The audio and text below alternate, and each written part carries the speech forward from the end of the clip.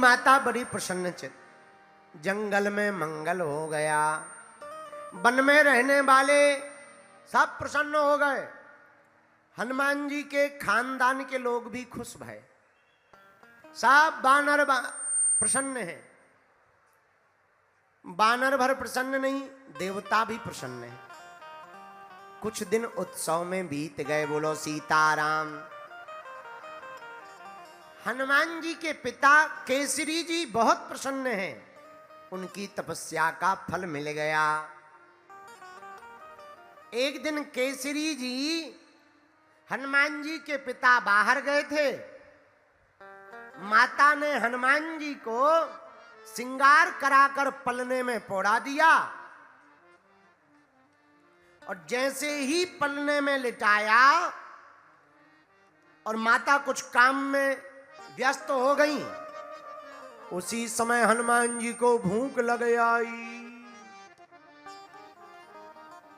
भूख लगी तो हनुमान जी बड़े ही बचपन से ही चंचल, स्वभाव चंचलता का है। उसी समय सूर्य भगवान को देखा, हनुमान जी को लगा बहुत बढ़िया बढ़िया लाल लाल फल है। हनुमान जी ने सूर्य भगवान को लाल फल मानकर गगन में मारी एक उछाल, जन्मते जरी जठर की ज्वाल, गगन में मारी एक उछाल, गिरसे रविवाल जान फर लाल, गिरसे रविभाल जान फल लाल, आपकी जय हो जय हो जय, अंजनी पुत्र पवन सुत वीर, आपकी जय हो जय हो। हनुमान जी महाराज ने एक उचट्टा लगाकर सूर्य भगवान को ब्रेकफास्ट के रूप में खा गए और जैसे ही मुख में डाला सोई अंधेरा मच गया, हाहाकार मच गया। हाहाकार मचा। उस दिन राहु ग्रसने आ रहा था। राहु को लगा कि हम सूर्य के ऊपर आ रहे थे सूर्य को खाने, लगता है हमारा नंबर किसी और ने ले लिया और हनुमान जी ने सूर्य भगवान को खा लिया। राहु भागा भागा इंद्र के पास गया, महाराज सूर्य के ऊपर ग्रहण करने का धर्म हमारा है, सूर्य को खाने का अधिकार हमको है, आपने किसी बानर को कैसे दे दिया? इंद्र देवता बोले हमने तो किसी को नहीं दिया। राहु बोला पे सूर्य भगवान तो खप गए। किसने खाया? बोले एक बानर के छोटे से बालक ने खा लिया। इंद्र देवता नाराज होकर के वज्र लेकर के गए, एक जोर का वज्र हनुमान जी को मारा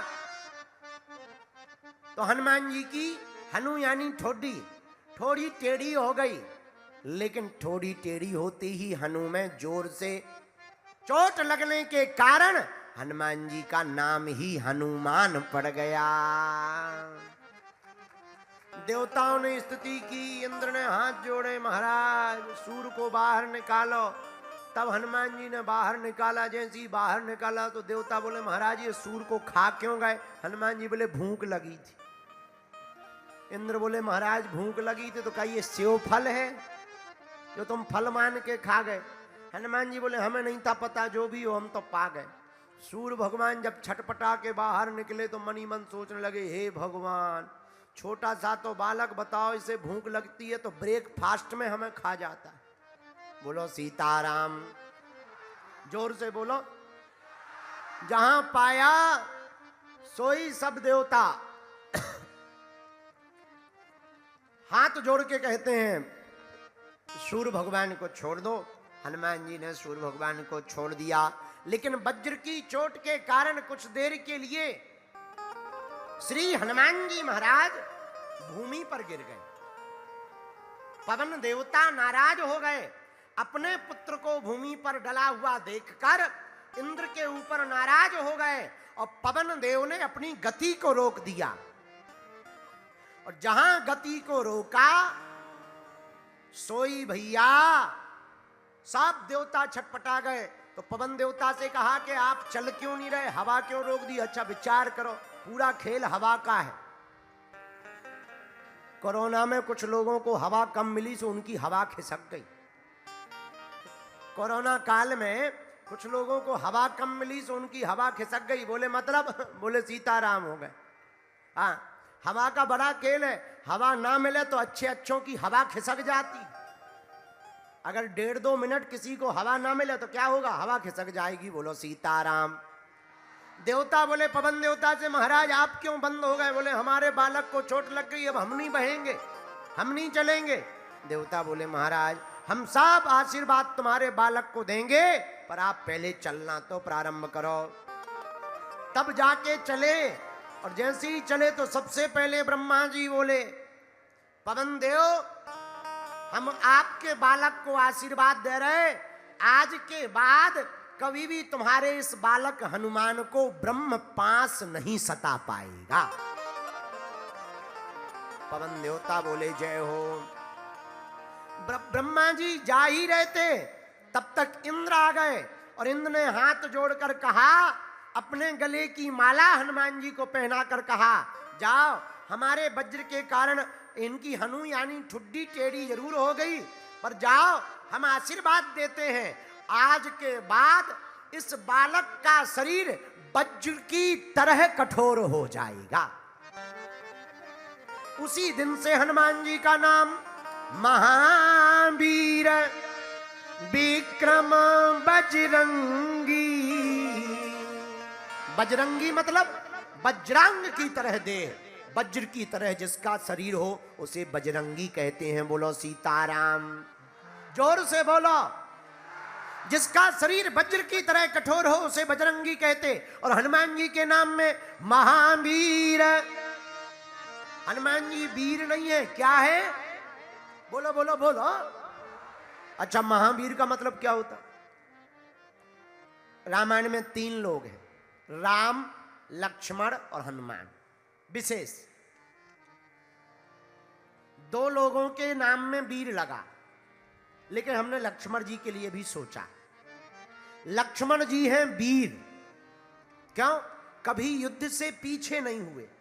जो कभी युद्ध से पीछे ना हो वो वीर कहलाता है, लेकिन जो कभी युद्ध हारे ना वो रघुवीर कहलाता है। जो युद्ध में पीछे ना हो वो वीर कहलाते हैं।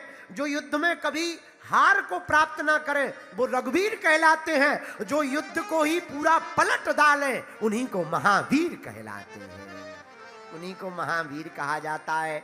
तो हनुमान जी के नाम में इस चौपाई में 2 नामों का वर्णन आया, महावीर विक्रम बजरंगी। ये वज्रमय देह किस कारण से बना? इंद्र ने कहा जाओ आज के बाद इस बालक का शरीर वज्र की तरह हो जाएगा। इंद्र देवता जैसे ही गए तब तक सूर्य भगवान आ गए। सूर्य भगवान आए, बोले हम तो इनसे बहुत डरते हैं। बोले क्यों? बोले बताओ, जब ये हमें ब्रेकफास्ट में खा गए, बड़ी आफत है। हो, ऐसी भूख थोड़ी किसी को लगती है कि सूर्य को ही ब्रेकफास्ट में खा जाए। पर कोई बात नहीं, हम भी आशीर्वाद दे रहे। बोले क्या? जाओ हमारा आशीर्वाद है, यह बालक बड़े होकर के, हमारा नाम है सूर्यदेव, हम हैं भास्कर, ज्ञान के देवता, यह तुम्हारा बालक के पवन पुत्र। हे पवन, जाओ आज के बाद यह बालक तुम्हारा इतना ज्ञानवान होगा कि इसके ज्ञान का कोई सामना नहीं कर पाएगा।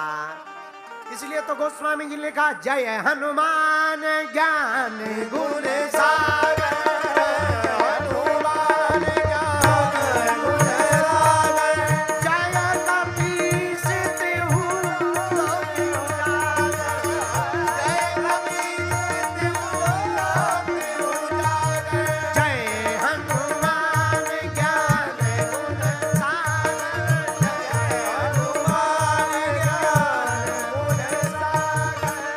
आहा, हनुमान जी महाराज ज्ञानी हो जाएं। भैया ज्ञानी नहीं हुए, ज्ञानी नामाग्रगण्यम,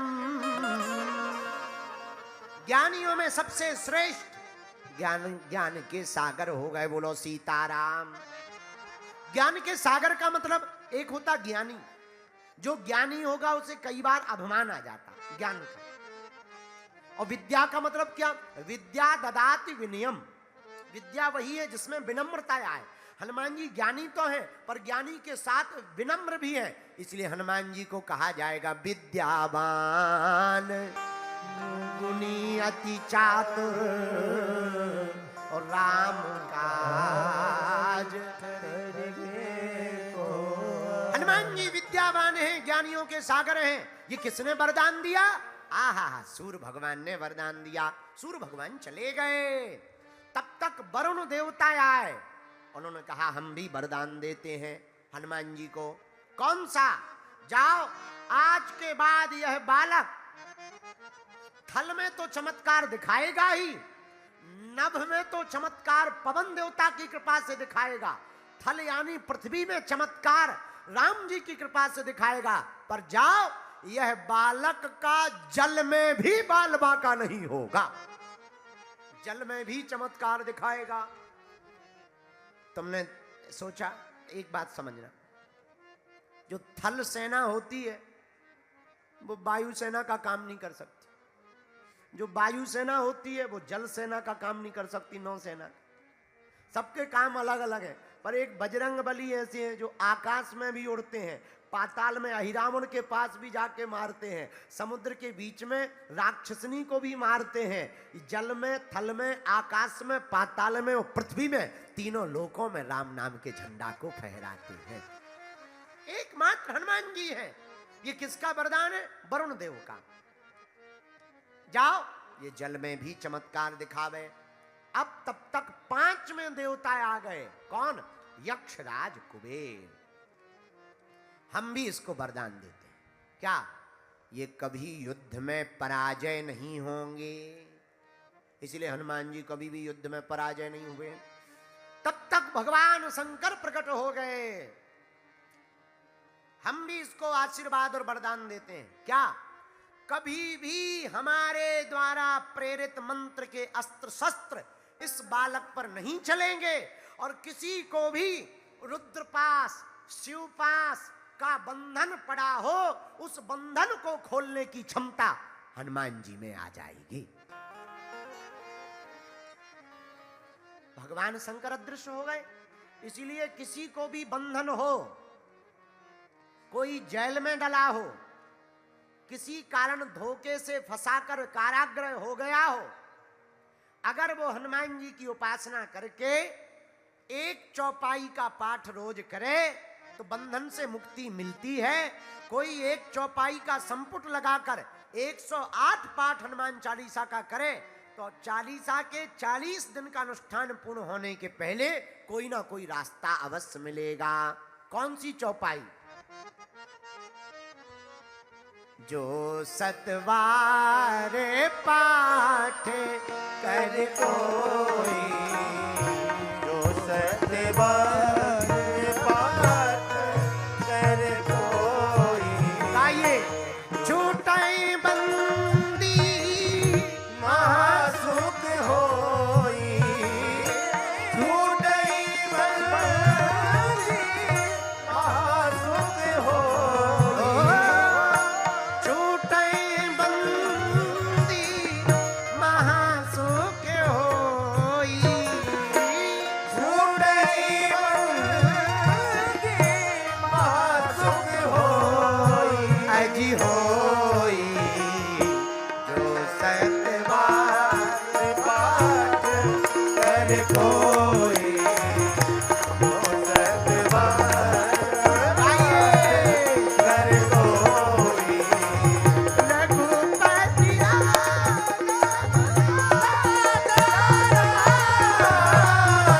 रघुपति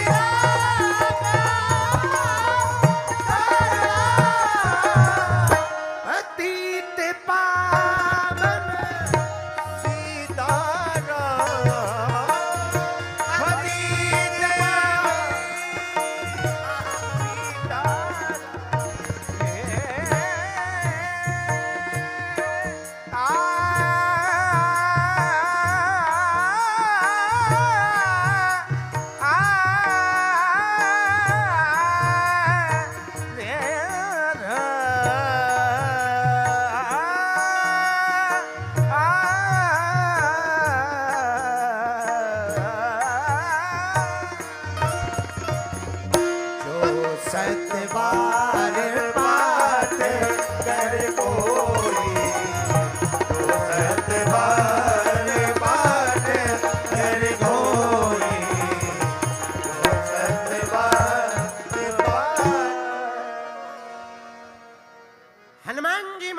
को कोई बंधन में नहीं डाल सकता।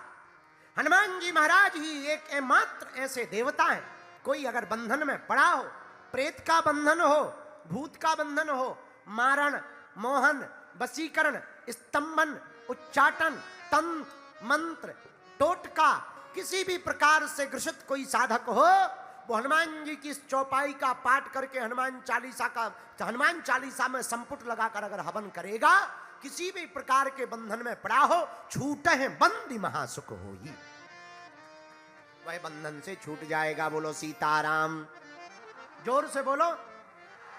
तब तक देव ऋषि नारद जी प्रकट हो गए। हम भी इस बालक को वरदान देना चाहते हैं, क्या?